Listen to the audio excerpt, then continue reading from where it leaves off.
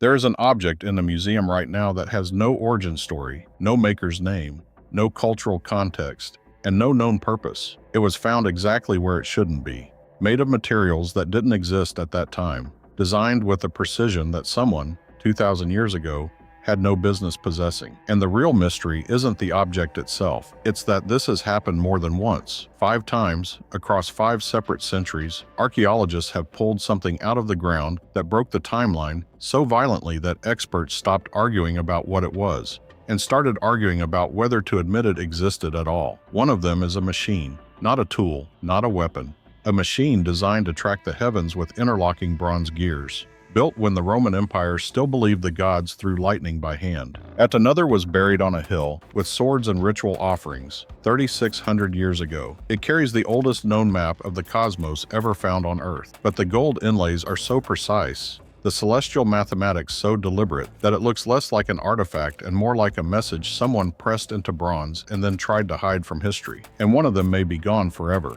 A clay jar that can generate electricity, found near Baghdad. Dated 2,000 years old, reconstructed and tested. It works. It produces voltage.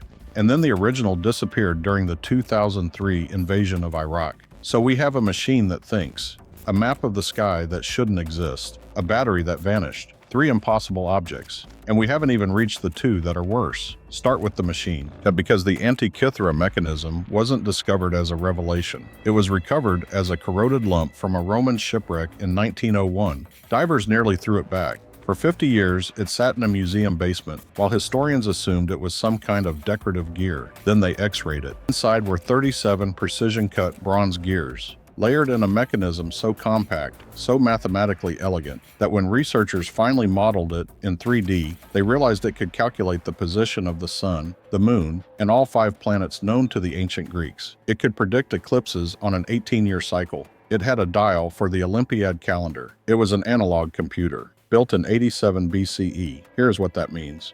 The next machine of comparable complexity doesn't appear in the historical record until the 14th century. That is a 1,400-year gap. 14 centuries where no one, anywhere, built anything close, which is not how technology works. You don't invent a computer, and then the next 14 centuries produce nothing, unless the knowledge was lost, unless the workshop that built it was destroyed, unless the teacher died before the student was ready, unless the ship carrying the only working model sank, which is exactly what happened. So the question isn't, could the Greeks build a computer? The question is, what else did they build that we never found? Now take the object buried on that hill. The Nebra Sky Disc was unearthed illegally in 1999 by 2 metal detectorists who knew exactly what they were doing. Yet they found it with swords, axes, and spiral arm rings. A ritual hoard, hidden deliberately. The disc itself is bronze, gold inlays, a sun or full moon, a crescent, clusters of stars, a boat crossing the night sky. It is 3,600 years old, the oldest known concrete depiction of cosmic phenomena on Earth. And it looks modern, not because it's beautiful, because the astronomical knowledge encoded in it is too precise for its time. The cluster of stars on the disc matches the Pleiades. The arcs on the edges mark the angles between winter solstice and the horizon. Someone in the Bronze Age understood that the sky moved in cycles, not mythically, but mathematically. That is not a calendar. That is a worldview cast in metal. But here is what makes the disc unsettling. It was buried on purpose, not lost, not discarded, hidden with weapons and ritual objects, as if the people who made it knew it was dangerous to leave in plain sight. And then history went silent. For 36 centuries, one of the oldest maps of the sky existed in darkness, while textbooks kept the past simpler than it really was. Which brings us to the jar that disappeared. The Baghdad Battery is almost too strange to be credible. A clay vessel, 5 inches tall, sealed with asphalt. Inside, an iron rod wrapped in a copper cylinder. When reconstructed and filled with an acidic liquid, it produces measurable voltage, about half a volt, enough to be functional. The original was found near Baghdad, dated between 250 BCE and 640 CE, and after 2003, it was lost, looted, destroyed, no one knows. So we have an object that behaves like a battery, that from a time when no one was supposed to understand electricity, and now the evidence itself is gone. But here is what the skeptics miss. Even if the jar was not a battery, even if it was a ritual object, a prayer vessel, a magical curse container, the design still converged on a functional electrochemical cell. That means someone in the ancient world discovered a physical principle, experimented with it, and then either used it or buried it. Either answer is disturbing. If it was a battery, the timeline of science is wrong. If it was a ritual object, then ancient belief systems accidentally built technology that worked. And we will never know for sure, because the original is gone. The only evidence left is the argument. Now we arrive at the object that breaks a different kind of rule, not because it's advanced, but because it was everywhere, and no one knows what it was for. The Roman Dodecahedron, a hollow 12-sided bronze object with holes on every face and knobs on every corner.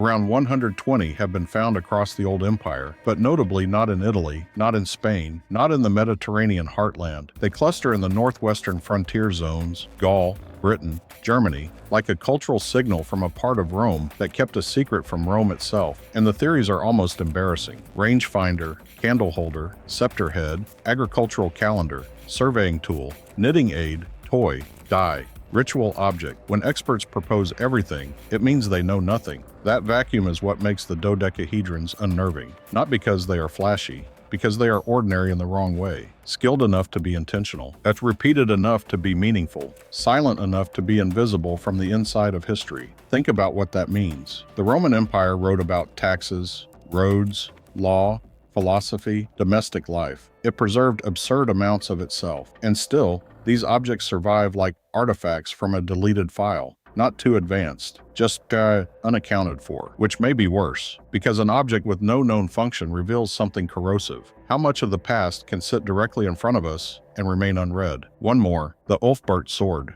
There are 171 of them, Viking blades, dated between 800 and 1000 AD, marked with a name that appears nowhere else in the historical record. And when metallurgists analyzed them, they found something impossible: crucible steel. Not the cheap, brittle iron you expect from Viking forges. High quality, a low-impurity steel that should not exist in Europe for another 800 years. For years, the mystery was, how did Vikings make this steel? Then the answer got stranger. They didn't. Crucible steel came from the Middle East, from Persia, from India, from furnaces the Vikings never built. The blades reached Scandinavia through long-distance trade routes along the Volga, through the Khazar Empire, through networks so wide and so poorly remembered that when the routes collapsed, the knowledge collapsed with them. The Ulfberht sword is not a miracle of Viking genius. It is a map fragment, a steel edge pointing backward toward furnaces, traders, craftsmen, and guarded methods that crossed continents and then died. Now step back. A computer from a shipwreck, a sky map from a buried hill, a battery from a war zone, at the bronze geometry set from a dead empire, a sword carrying steel through forgotten networks.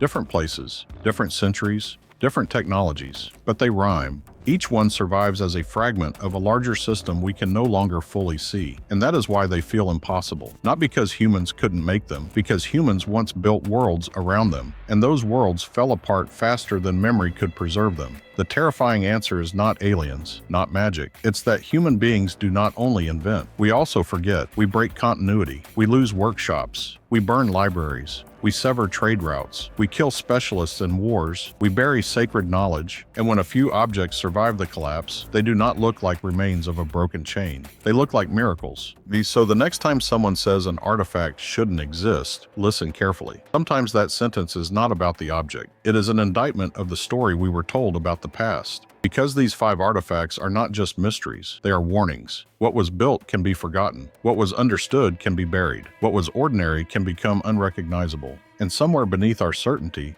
that may be the oldest pattern of all.